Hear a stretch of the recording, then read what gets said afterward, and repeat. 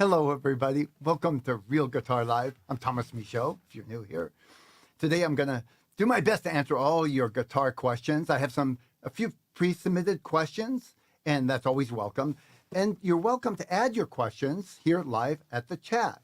If you're watching this as pre-recorded, feel free to add any other additional questions you have in the below in YouTube, in the comments. That's what you call them. By the way, I will, when this is done, it'll be recorded, and I'll add timestamps so you can search for answers to your particular questions. So let's get started. Oh, and at the end, I will do a drawing. So I'll come back to that. Let's start with the pre-submitted question. Let me see.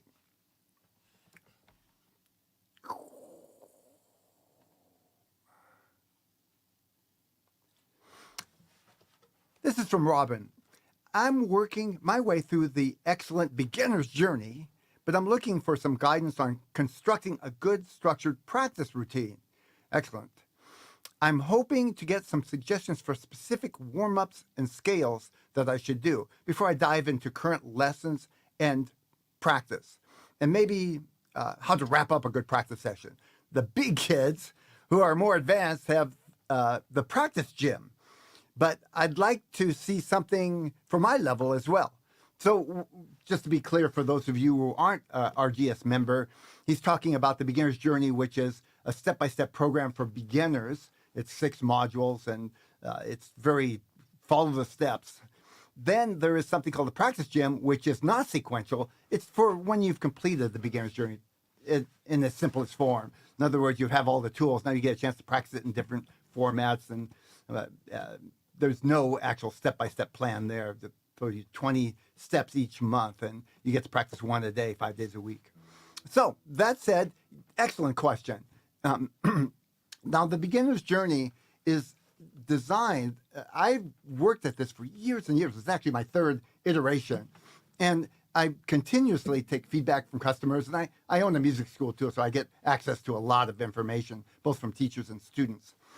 And this version of the beginner's journey is a big step in the direction of giving you the basics of playing guitar in a very step-by-step manner. In other words, I've thought out way in advance how to prepare you for more advanced stuff coming up, and I built it into the program. The reason I'm telling you this, and Robin, this is for you and anyone else who's having a similar problem, is you probably wouldn't want to jump out and grab other materials, because basically you're just going to make it takes longer time to get through the beginner's journey. The idea is to go straight step by step as fast as you can and still get it right and not get overly stressed. That said, there are some excellent warm-ups in the Real Guitar Success membership. I'm going to quickly shift over to so you can see what I'm talking about. Here's the Real Guitar membership. And if you go to lessons and go to the RGS University, there's a bunch of supplements. So my basic philosophy is I'm going to give you the best that I have to feel successful. And especially in the beginning, it's difficult because in the beginning, it really helps to have step-by-step things that build on each other. But that has its limitations as well. You can't get really good at playing guitar always following step-by-step. Prepare step-by-step with the basic materials. Then I give you more immersion-type lessons in the practice gym. So there's a course in the RGS University called Supersonic Warm-Ups. And after, of course, reading what it's about and how to practice warm-ups properly, you'll find they're organized in a way that you can go right to very beginner stuff. If you're in the beginner's journey, you probably want to at least start with these beginner warm-ups. I think they're all built into the beginner's journey at particular times. That's why I say you don't need to jump over to here. But if you want something extra, this is the place. Then there are warm-ups for specific finger-style guitar warm-ups. Hand coordination warm-ups, a little more advanced, not for the brand new beginner. His finger-style warm-ups. Finger warm-ups are for the left hand. I'm sorry, I made a mistake. And they're more advanced warm-ups than in the beginner. And then there's more warm-ups having to do hammer-ons and more advanced stuff. And there's a whole nother page here. So that should give you a good idea of places you can go. Also, I do integrate scales into the beginner's journey, very simple scales. Probably best to just use those scales when you get to them in the beginner's journey. I found a lot of students start by practicing scales, and it's really not the most efficient way to learn to play guitar. Scales are useful, but at the right time and place and in the right amount. And when you just start off practicing scales, you're not really practicing the skills that you're going to need initially to play chords and strumming and change from one chord to another and move around your guitar. Eventually, more scales are useful, and I take care of that later on in more advanced lessons and in the practice gym. There's a variety of lessons on scales, and I throw them in almost every month. I come in a couple different ways, by the way. Scales can be a memorization thing, but it can also be an ear training issue. So I have bicopy playing, which I'll use scales and play little bits and make you play them by ear. So you're training your ear. And then I also have lessons just on scales. Here's the fingering. Here's how you do it. Here's some videos to practice along with to get good at playing the scales. So patience, I can fully understand. And to be honest with you, I would have a hard time going through all 6 levels step by step without venturing off. It's not wrong, but the best you can, try to get through the beginner's journey as quickly as you can, because then you have a lot more options. You have the basics and we can build on that. Okay, next question.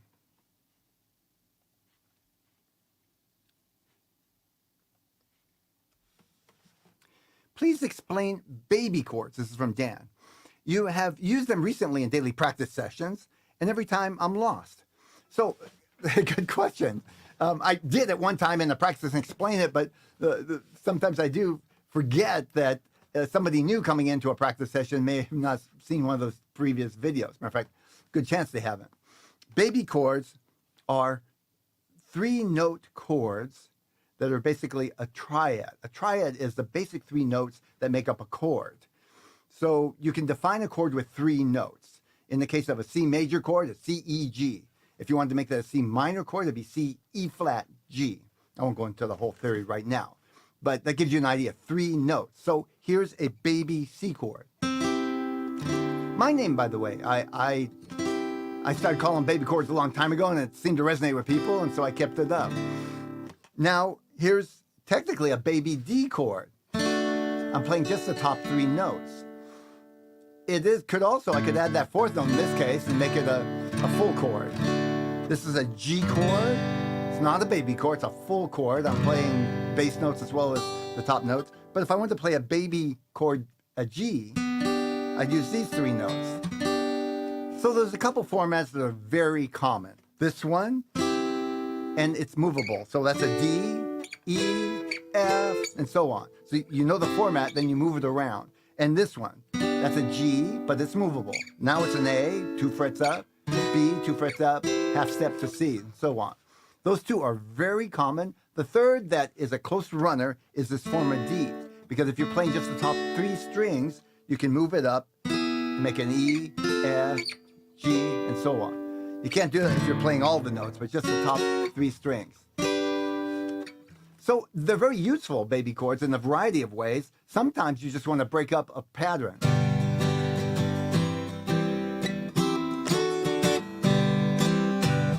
Make it have more variety. But I often use baby chords in a kind of a sense of playing lead.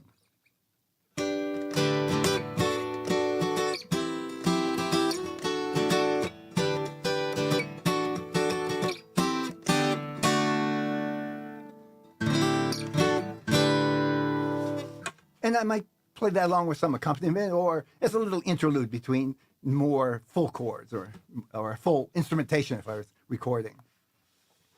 The other thing I use baby chords for is sometimes to actually play leads. So instead of playing the whole chord, I'll use it as an arpeggio. That means 1 note at a time.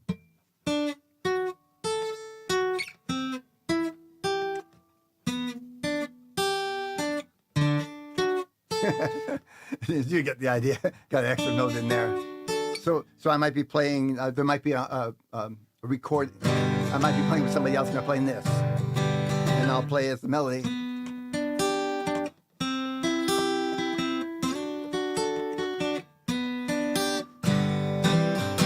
and they're playing the chords along with that.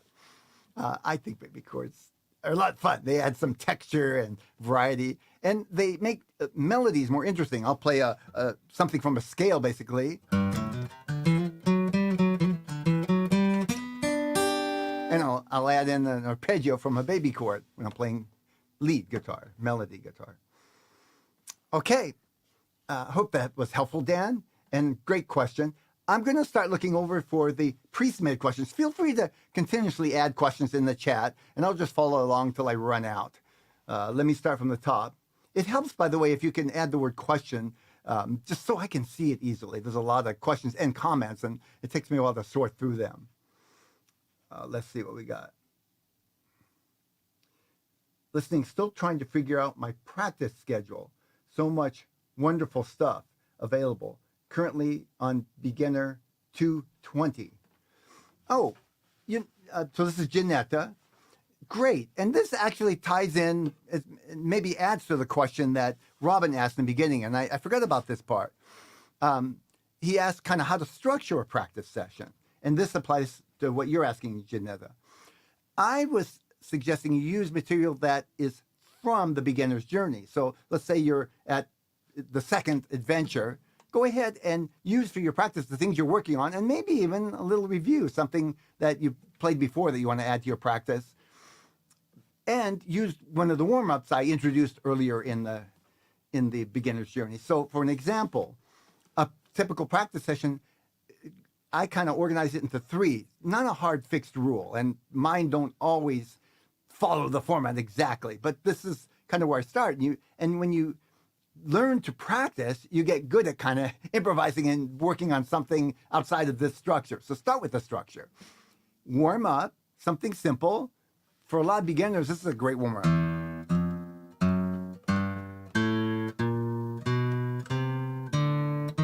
So this exercise goes all the way up to the first string. And once you can do that evenly without stopping, you'll go the other way as well, going backwards. Okay? I call it a finger developer, and it's the first one. It's the simplest one because you're using open string and you don't use the pinky, so it's easier usually for beginners than the more advanced ones that use the pinky and move around the neck.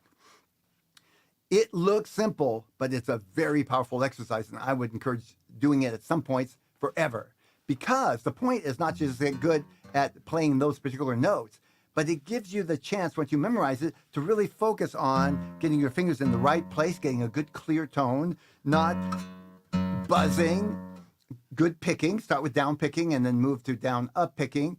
Relaxing. When you find yourself tensing, go slower and relax. And it's a good exercise to learn how to put just enough pressure on the guitar. A lot of the students and even players over years start pressing too hard, and it causes problems with the hands. And this exercise is simple enough that you can really pay attention to how hard you have to press.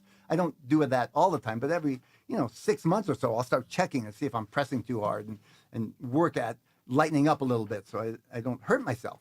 It's particularly important when you get older. I've had 2 friends that got put out of business, fortunately only for a while, but from carpal tunnel because they were straining themselves too much.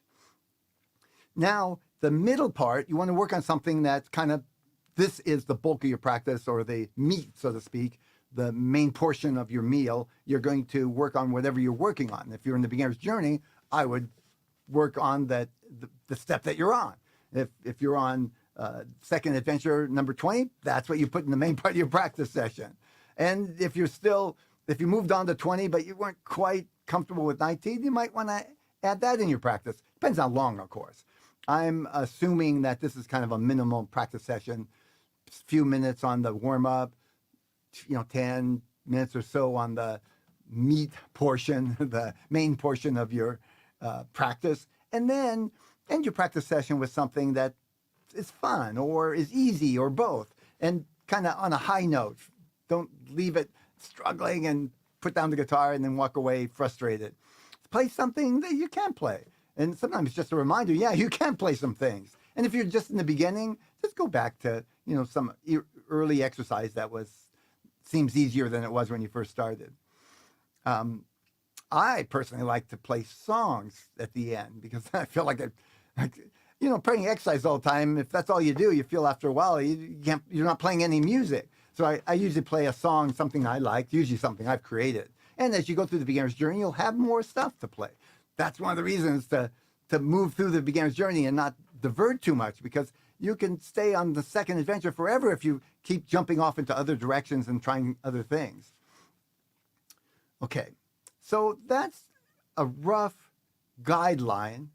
If you're practicing longer, that neat portion will be divided up into different areas. You might work on some scales during that middle part, and then a song that you're working on, and then maybe some technique exercise to get better at moving chords or some hammer-ons and pull-offs or something. So when you're practicing longer, you got a bigger section in the middle to divide up and decide how you want to use it.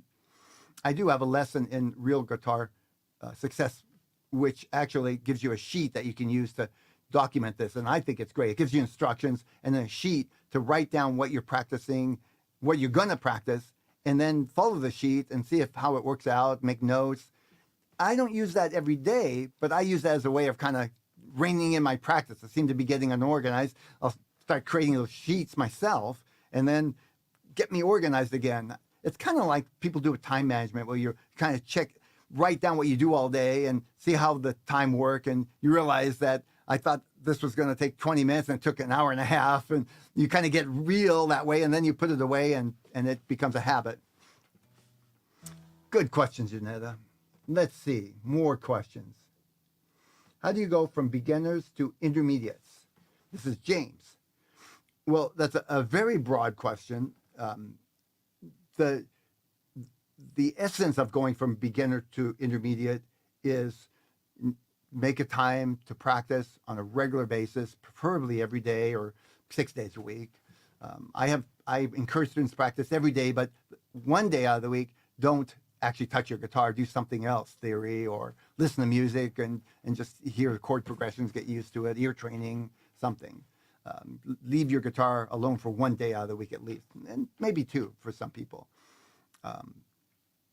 Then it helps to get some kind of instruction, James, because unless you play guitar, you have somebody telling you what to expect, you don't know what you should be practicing, in terms of level, difficulty, what comes next, those kinds of things. It can be online or a private instructor.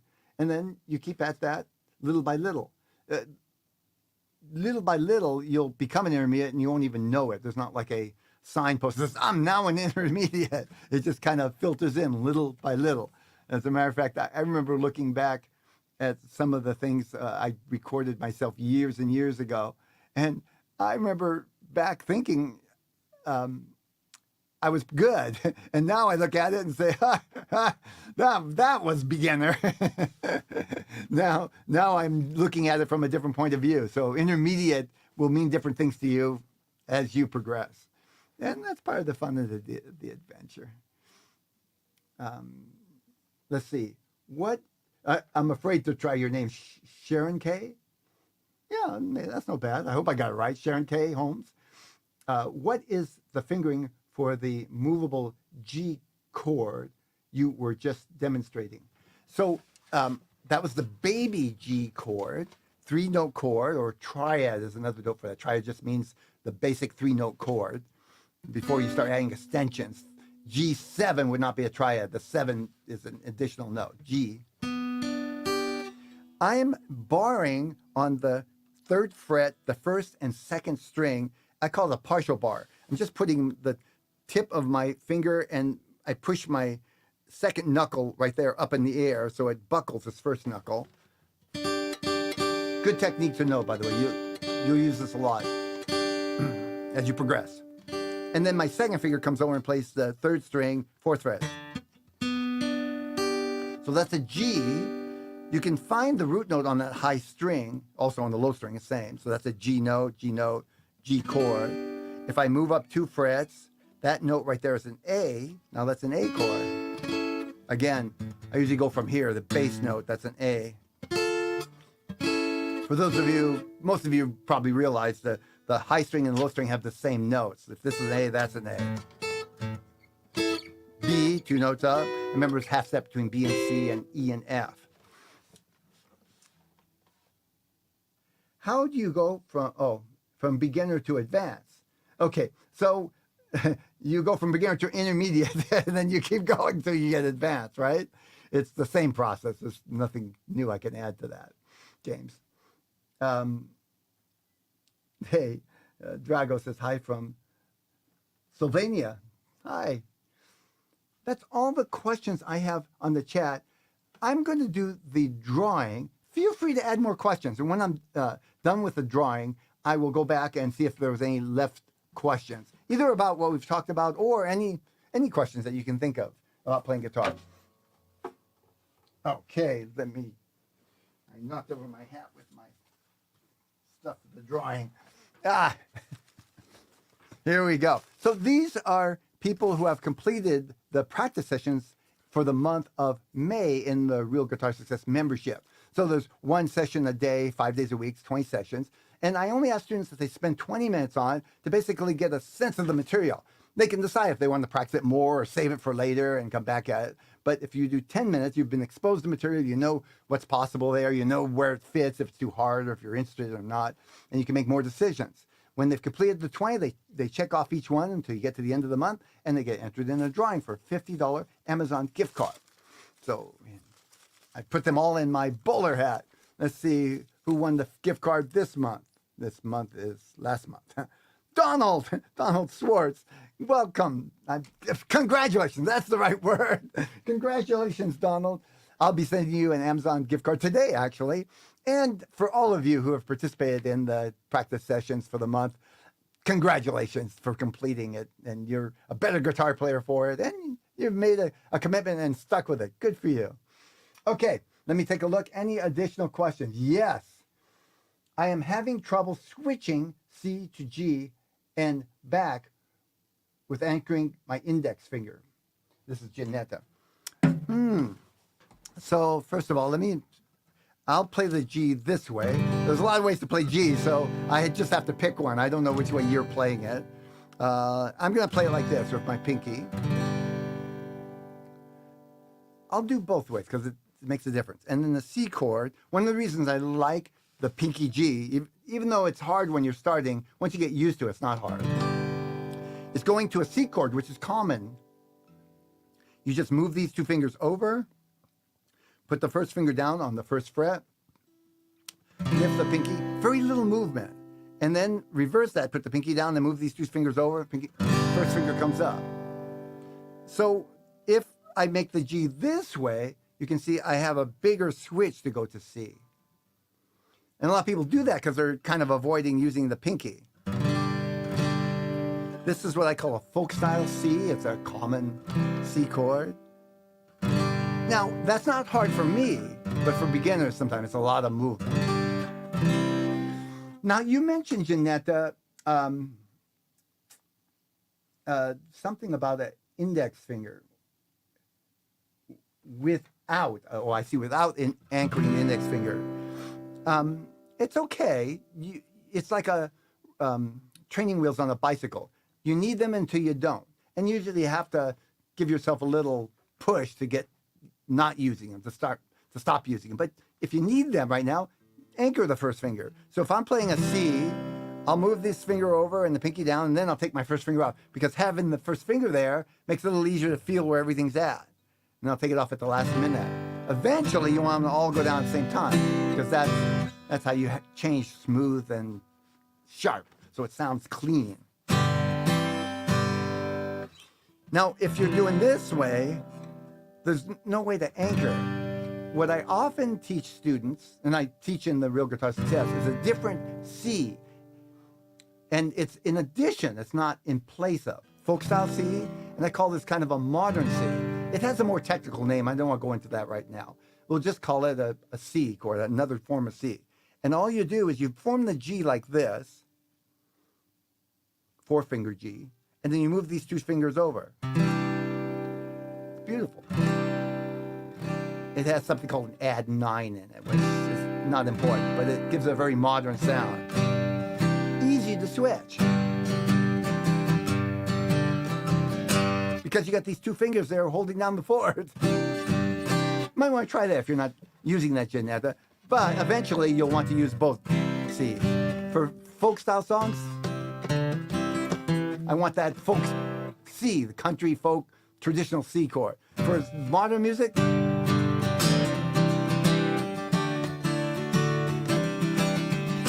I want the modern C at 9. Okay, let's see. We got another question.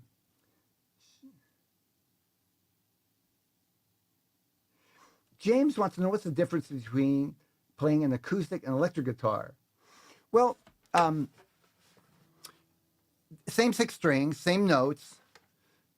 Technically, you could play anything on acoustic guitar on electric guitar and vice versa, right? Same notes. You could do the same fingering. But certain things sound better on electric and certain things sound better on acoustic. Simple chords like this, yeah, you can play on both. People tend to play more bar chords on electric guitar. The strings are thinner and the neck's thinner. It's easier on electric guitar.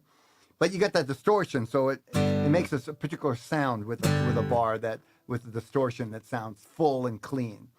I can play bar chords on acoustic guitar, so it's not like either or, but you'll tend to play more bar chords on an electric guitar. Also, playing lead like this, I could play it on acoustic guitar, but I don't got any sustain or distortion. You know, I want to. Can't do that on my acoustic guitar. Finger picking doesn't work well on electric. You can do it. In certain situations, it's okay, but for the most part, this is not going to work very well on electric. Pretty much I go to finger picking, folk guitar, styles, country. I'm going to use acoustic guitar. Jazz can go electric or acoustic depending on the style of jazz. Rock, pop rock, Eagle stuff, acoustic guitar works great. But for anything rocky, and especially lead guitar, I want my electric guitar, and I'll use different amounts of distortion depending on the style of rock. Obviously, hard rock, more distortion.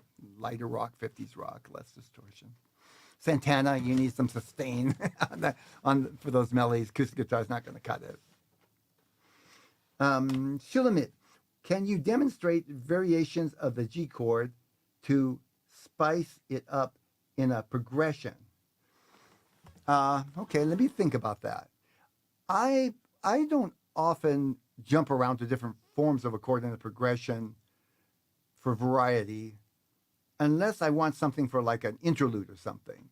So if I'm playing a song like this, I could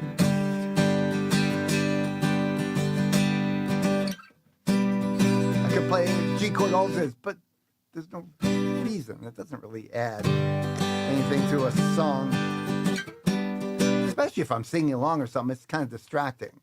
But if I were playing a lead or interlude, I would add. I might move stuff around. An instrumental where I want more variety. I want to show off the guitar part. I might move around. So this is common form. Bar chords are your next step. These kinds of forms, if you haven't played them and you're still working on bar chords, I wouldn't worry about it. This is basically a C chord moved up, and I use the bar to. You can play. I teach a lesson and where I have people go up the neck with. One form of each chord, so D, D, D, D. Oh. I got lost. Anyway, more advanced, but a good way to learn those different forms of the chords, and then you can experiment and decide what you like and you don't, is to just start with one chord and play it all the way up and down the neck.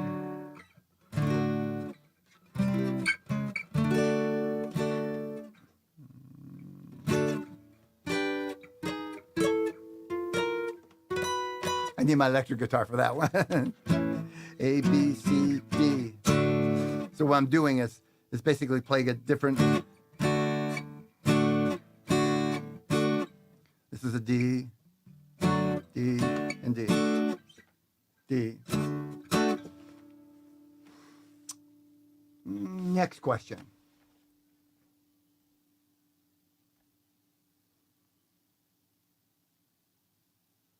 Okay, Genesis, I answered your question.